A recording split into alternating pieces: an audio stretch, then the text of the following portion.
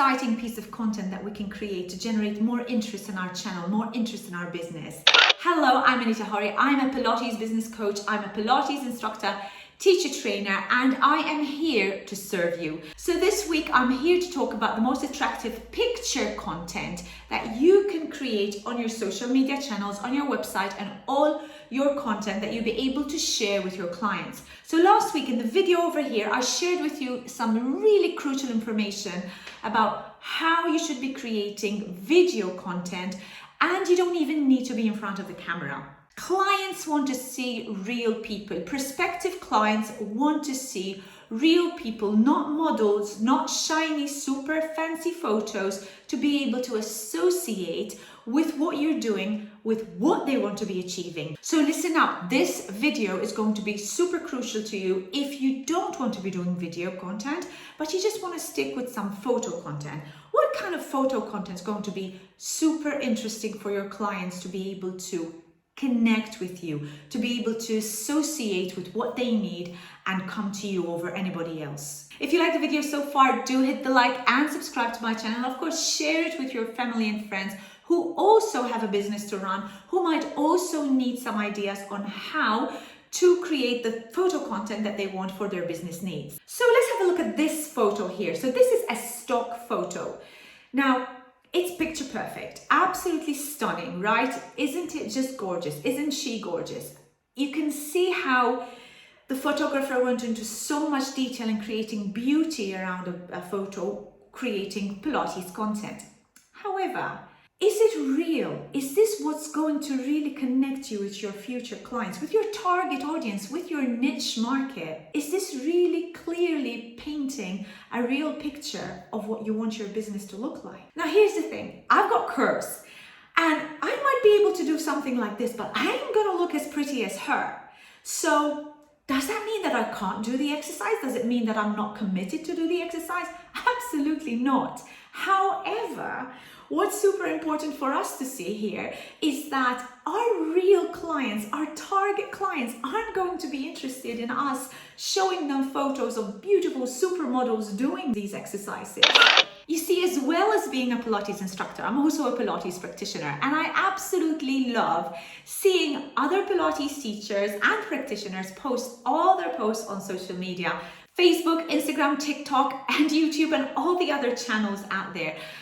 It's so lovely to see real people practicing Pilates, and it's so lovely to see the differences in bodies that we have and to see how everybody translates an exercise differently. But on the flip side, I also get super disappointed when I see these people who are trying to make everything look picture perfect.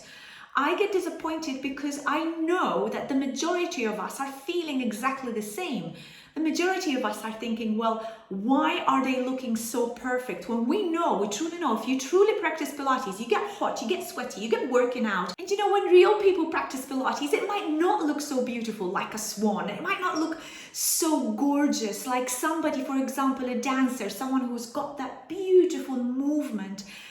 It doesn't mean that everybody's going to look like that. So we don't want to be portraying the wrong picture. You know, the truth is that some of these photos can actually push people away from your studio rather than attracting clients to your business.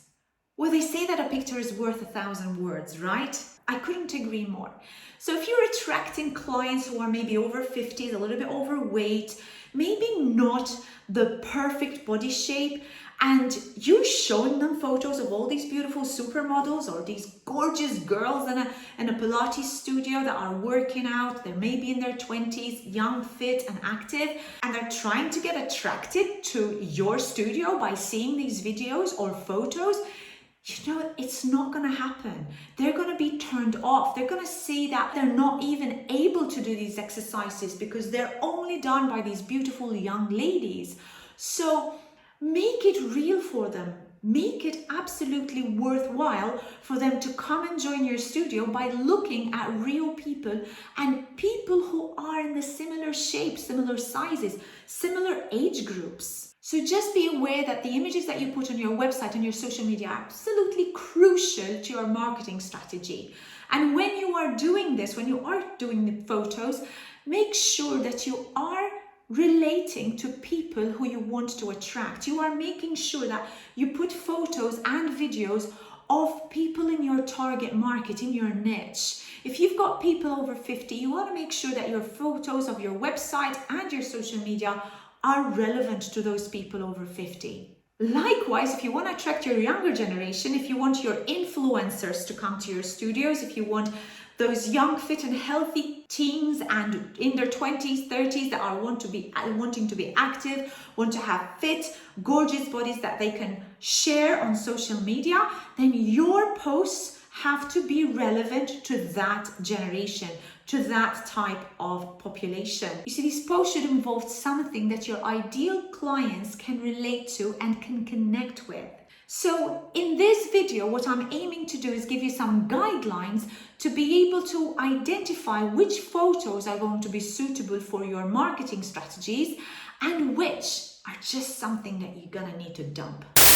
The first guideline is to show real people working out in your studio and make sure that your content shows different skin tones, different age groups, different sexes, and different body shapes. And make sure that you create the content so that they can themselves share with their followers, share with their friends, share with their family, and they'll be proud to share this content saying that they're practicing Pilates at your studio.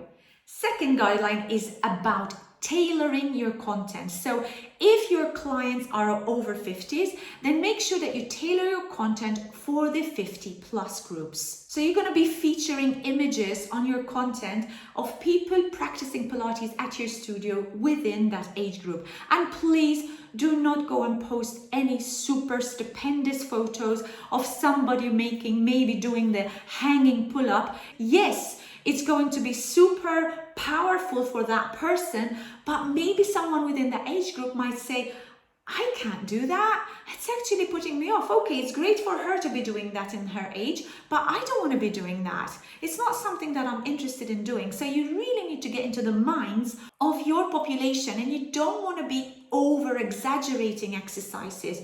Make sure that the exercises you are showing and the content that you're showing is very relevant to those people in that particular population you're trying to attract. So if we want to take this further, think about the stereotypical maybe over 50 person, if we're using this population as an example, who maybe is a little bit overweight and they haven't practiced any exercise for a long time and they're really afraid of getting back into exercise. So what you want to be creating is a community where people feel welcome, they feel supported, and they feel that all their needs are going to be seen to. So there's no point of you trying to get this person in an image that looks absolutely stunning, maybe with lots of makeup on and maybe with the skin tight leotard on. You know, that's not the same image that person you're trying to attract has got in their head. So really trying to get into the heads of your clients. The third guideline is all about photo shoots. So if you ever want to do a photo shoot at your studio, make sure that the participants in the photo shoot come within the niche market that you're trying to attract, with different body shapes, different sizes, different sexes, different personalities, and different styles, because at the end of the day, you want to be attracting a specific population, but different people within that population. And make sure you're not specifically targeting one part of that population. It's going to be super interesting for you when it comes to then, once you've done your photo shoot, once you then share your photos, you share your images online, you see how much diversity you're going to see and how much interest, how much more interest you're going to get in your media. And a fourth guideline is all to do with your clients' expectations. Now, whether their journey includes them improving their posture, improving their flexibility, or just getting rid of their pain, or maybe just allowing them to play with their grandchildren without having to hurt afterwards, or simply just because they need to strengthen. So every reflection of a photo that you portray on your website and on your social media is going to say something to another person looking at that image. Now, I want to share a heartwarming client story with you. So this is Lola. Lola has never thought that she'd be doing any type of exercise in her life. It wasn't within her journey, it wasn't within her story to be working out. And Lola ended up having some back problems that have impeded her from actually working, which were very frustrating for her because she knew that she couldn't get on with her life because of the debilitating pain that she had. So when Lola approached me to start practicing Pilates, she was very hesitant, she was very afraid, she was very afraid of movement. And she sincerely portrayed this whole image of someone who's having to do Pilates reluctantly because they were advised by their doctor to do so. So when Lola started practicing Pilates, she started finding very shortly, within a very short while, that her pain had gone. So having had slip discs in her back, she felt that now she's got a revived, renewed sense of living. She was able to do all the stuff that she wasn't able to do because of her injury. So when she came to me and she said, I want to take part in your teacher training program, I was, wow, you're really enjoying Pilates.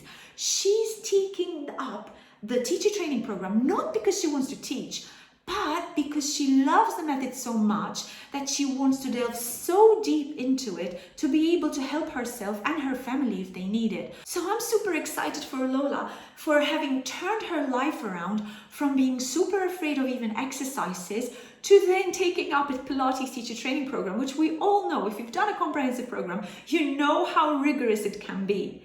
So for me, this is super empowering because, you know, it enables us to understand that there are people out there who can see the value of what you're doing and who can see that there's going to be so much benefit of Pilates in their life. So guys, I encourage you deeply to keep everything honest, to keep everything true, and not to try and push to get clients in your doors just because they're going to make your studio look good, or just because they're going to make you feel good because you're teaching this population. No guys, just keep it real. So Pilates teachers, let's keep our posts more relatable and inviting. Together we can inspire more people to embark on this super Pilates journey. I hope you enjoyed this video, and if you need some help in creating more content for your business, or even help with running your business, and maybe you're feeling stuck and there are certain points in your business that you're not sure how to go about, I'm your girl. I have been in this industry for 2 decades, in business for 3 decades, and I know exactly your pain points because I've been there, I've done that. And if you want to have a personal conversation with me just to discuss to see if we can help you at all, there's absolutely a no obligation call that you can take with me. Hit the link below, you get to connect with me, we'll have a conversation, and if I can't help you, I'll make sure that I will refer you to somebody who will. And if you did like the video, don't forget to hit the like, subscribe, and ring the bell so you get notified every time I upload a video online. Until my next video guys, goodbye for now.